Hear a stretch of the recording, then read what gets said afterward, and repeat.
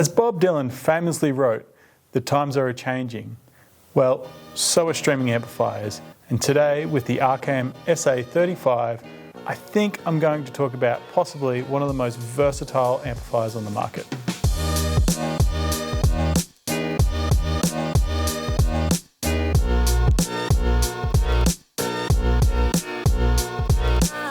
So let's get straight into the nitty-gritty of what this amplifier can do, because there is quite a lot. Now, I've got a cheat sheet in my hand. I'm going to read off that, and the reason for it is because there is actually too many features for me to possibly remember. Being a streaming amplifier, I'll start there. So some of the features are Spotify Connect, Tidal Connect, Qobuz Connect, Google Cast, Apple AirPlay. It also does Bluetooth, but the latest format of Bluetooth in Auracast, where you can connect to multiple devices, and that's a transmission, by the way. So if you want to know a little bit more about Auracast, I implore you to jump online and read up about it. It's a really cool sort of technology. How it would get used in this certain circumstance, I'm not 100% sure. You know, maybe mum and dad are wanting to listen to the same music at night when the kids are asleep. That's a possibility. But other than that, it's still really cool to have that feature in an amplifier like this. A slew of digital inputs, including HDMI, eARC, coaxial, optical, USB. On top of the digital inputs, you've got a suite of analog inputs as well, including a built-in phono stage. But what makes this one different to a lot of amplifiers, particularly at this sort of price point, is the fact that it also includes a moving coil phono stage as well as a moving magnet.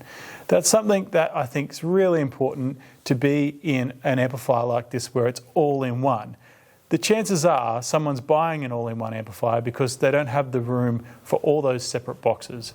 So if you want to have your turntable and not have a full rack of components, this is a really good option for you. Super versatile.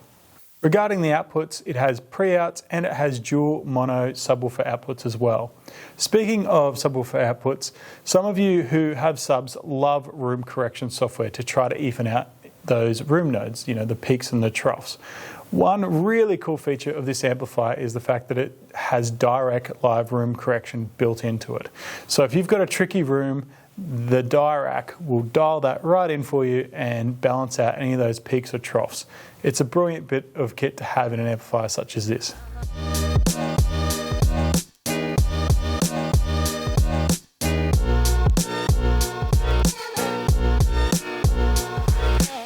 Moving on to the physical unit itself, the one thing that most of you would notice is that it's got this nice, large, high-resolution screen. Not only does it show the album artwork, it makes navigating the user interface a breeze. That really, I think, is the biggest takeaway for me. I can take or leave having a screen built onto the amplifier because really, like if I'm streaming music, I can see it on my phone in front of me. But having that nice large screen, particularly with an amplifier like this that offers customization through Dirac, I think is particularly handy. So kudos to Arcam for implementing that. But also, the quality of the screen is quite high. The resolution is brilliant. Even when you're quite close to it, you really can't pick apart the pixels or anything like that. So yeah, well done. From an aesthetic standpoint, you'll notice some really nice little yellow highlights on the amplifier, but I think what is also pretty cool is that they've done it on the remote as well. So you can see the design carries over, which is, you know, not something that you necessarily needs to happen, but it's nice that it did. The knob feel is nice and smooth. It's not overly weighted, but still feels good. There's no gritty or grime sort of feeling. It's just smooth action on that front. The casework itself is aluminium and sort of has a swooping back to it that covers over the rear plugs. So if you're looking down onto the amplifier, a lot of those connections, such as your RCA or digital inputs, are sort of hidden. So it makes it look really clean when it's sitting on top of, you know, your cabinet. When it comes to the setup of the Arcam, I gotta say it was really straightforward. You know, within a matter of minutes, it was up and running, and one of the more seamless sort of, I suppose, setups that I've done on a streaming amplifier. The graphic user interface with the app is very simple, but it's actually very functional. So here's a sort of picture of what it looks like. So nothing fancy there, just a very simple looking user interface, but everything functions seamlessly. Whether it's Tidal Connect, Spotify Connect, or Cobuzz, or all those other ones that we've tested, it all works seamlessly. The built-in radio is very good if you're just wanting to put on some background radio. It does support the internet radio as well.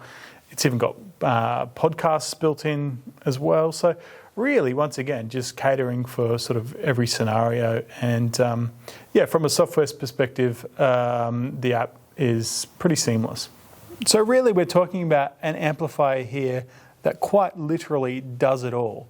You can stream to it, you can play your TV through it, you can hook up your turntable, be it moving magnet or moving coil, you can do room correction on it.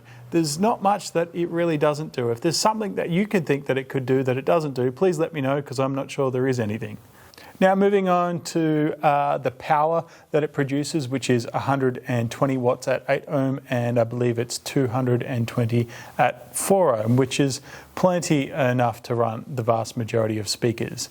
Now, speaking of speakers, today what we did for our listening tests was run 3 separate speakers. They were the KEF R7 Metas, the Mission 770s, and the Aura 2s from Wharfdale. So 3 very different speakers, 3 different implementations of tweeted design and mid-range design.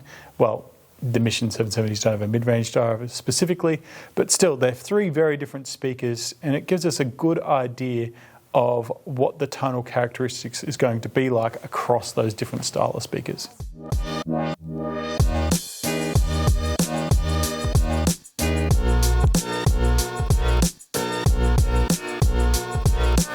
It's worthwhile mentioning that all the listening we did today was straight out of the box. There was no Dirac tuning happening in the room. I thought it would be really important to talk about how the amplifier loads up on all of these speakers without that in place. My opinion on Dirac and amplifiers is I see it as a finite tuning tool. I don't believe you should just think you can go out and choose any speaker and Dirac's going to fix it. It's important to get the right pairing out of the bat and then do finite changes after the fact. And that's how I took it on today. So look, at some point we will do a video on the Dirac with the Arcam or any other products that are supporting Dirac and talk about what they can do in your room in more depth. But today, really I just wanted to talk about the features of the amp, its overall sonic characteristics, and what is a good pairing for you. So during the listening test, we listened to a myriad of genres, from everything from folk, country, to a bit of R&B or hip-hop.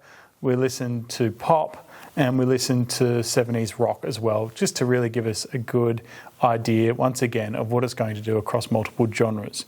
Now, the first one that I will talk about is Alabama Shakes, and that was Don't Want to Fight. Great recording, engaging song. The first one, or the first speaker I should say, that I listened to on that was the KEF R7 Metas. And the big takeaway on that song for me was just the sheer amount of bass weight that I got from the combination between the Arcam and the KEFs. It was punchy and tight. I got really good imaging. It was very centered. The width, particularly when the song comes in at the start, it just sounded super wide, almost like, not almost like, I couldn't tell which speaker it was coming from. I knew which one it was, but I couldn't hear it. The height wasn't overly too high, maybe a smidge above the speakers, but really just nice and focused. And what I did also notice about that particular combination was it tended to hide some of the sharp edges, particularly around sort of the upper mid-range and extended treble. It sort of, I suppose, padded some of those harsher notes or, slam keys that sort of came through. So that combination was really quite pleasant to listen to on that track.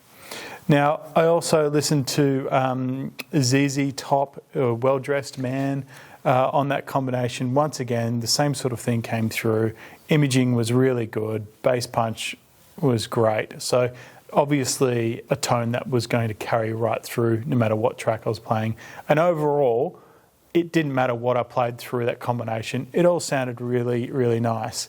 Maybe not the most highly resolving in the treble and upper mid-range, but I'll take that little bit less of resolve for a combination that plays well across multiple genres in this scenario. Now moving on to the Mission 770s, I've been listening to these speakers quite a lot recently, and with this particular combination there was some dramatic differences than what I was getting from the KEF R7s. The bass wasn't quite as punchy, the mid-range was certainly more forward but had a bit of a harsher edge to it as well. The extension in the treble was there, but once again it wasn't overly enjoyable. Now I've listened to these speakers at length on different combinations and it gave me a completely different result.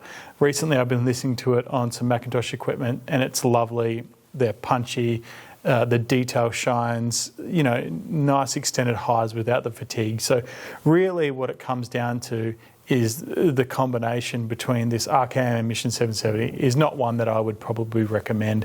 I won't go into too much more detail about that because really I think it's just wasted breath.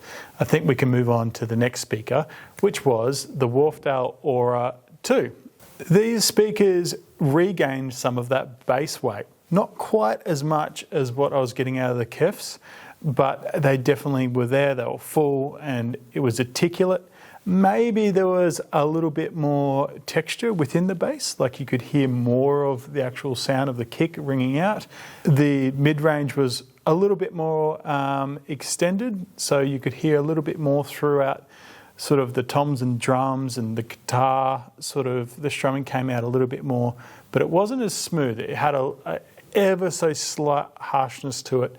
And with the treble, it was extended, but once again, not as pleasant to the ear as what it was with the KEFs.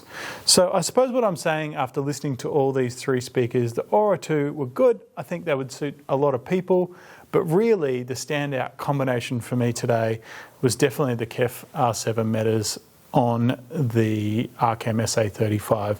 It just plays nice across so many different genres. It gives you a full authoritative sort of sound, and I think a lot of people will really enjoy what it does. Now, we didn't have the speakers in this particular review today, but I have listened to it on the KEF R3s, which is the smaller floor standards, and it's a really nice match with that as well. In fact, it's one of the nicer matches that I've heard in recent times on those R3s. So if they're on your radar, definitely consider the SA35 for those as well.